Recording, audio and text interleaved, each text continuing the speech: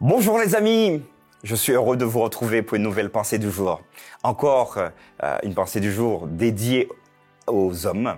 Alors j'espère que vous êtes accrochés les amis, parce que là, on a un texte qui va vraiment nous faire du mal, du tort, mais en même temps, Dieu est tellement bon que quand il casse, il donne une nouvelle forme. Ma question pour toi qui m'écoutes, pour vous qui m'écoutez, est-ce que vous prenez soin de votre famille ?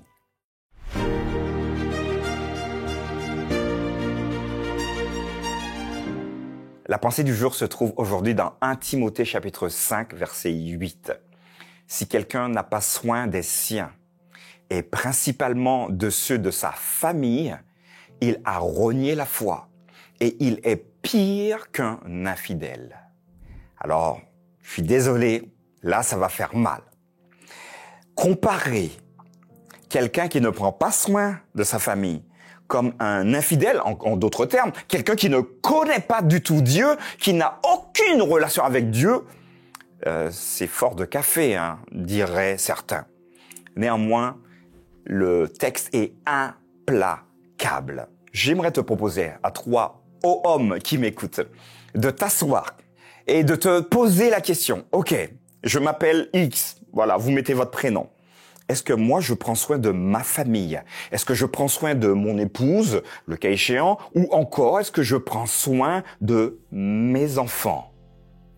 Une fois que vous aurez répondu à cette question, je vous propose de les appeler. D'accord? Commencez par madame, si vous le souhaitez, ou par les enfants, si le ou les enfants, et posez-leur leurs questions. Est-ce que tu penses que je prends soin de toi? Alors s'ils sont hyper gentils, ils vont dire « Bien sûr papa, mais t'es le meilleur papa du monde. » D'accord, entendez, accueillez cette réponse, mais surtout dites-vous bien que potentiellement il y a quelque chose de plus à faire. Donc dites-leur ou demandez-leur, est-ce que papa peut faire quelque chose de plus? Est-ce qu'il y a des choses qui te dérangent dans le fait que je prenne soin de toi? Et là, parfois, il faut s'asseoir pour entendre les réponses, surtout venant des adultes, donc votre épouse, votre femme, vous pouvez lui demander « Alors, est-ce que je prends soin de toi ?»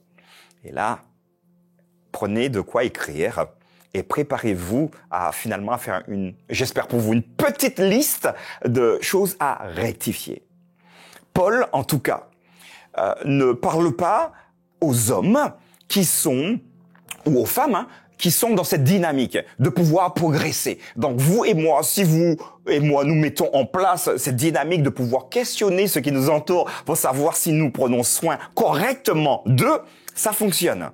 Néanmoins, si nous refusons de le faire et si nous pensons de toute manière je prends soin d'eux, ils ont rien à dire, je fais comme je veux parce que je pense que c'est comme ça qu'il faut faire.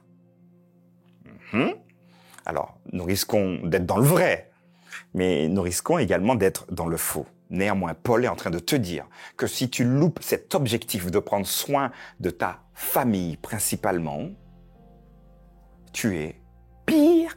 Attention, tu n'es pas comme un infidèle, tu es pire qu'un infidèle.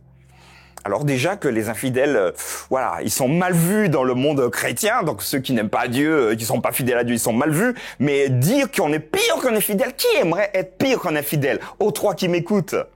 Alors, moi surtout pas, j'aimerais pas, mais l'invitation pour toi et pour moi, c'est de faire un pas de plus, prendre conscience que nous avons une famille, le cas échéant, que nous aurons une famille pour d'autres.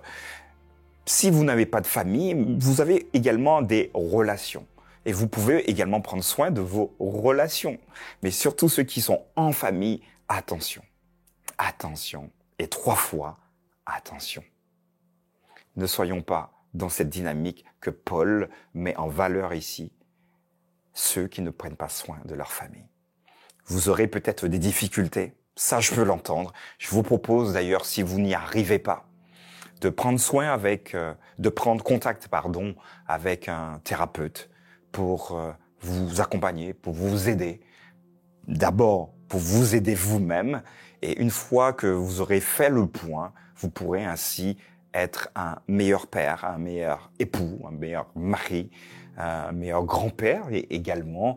Et Dieu, au travers de vous, pourra déverser ses bénédictions sur l'ensemble de votre famille.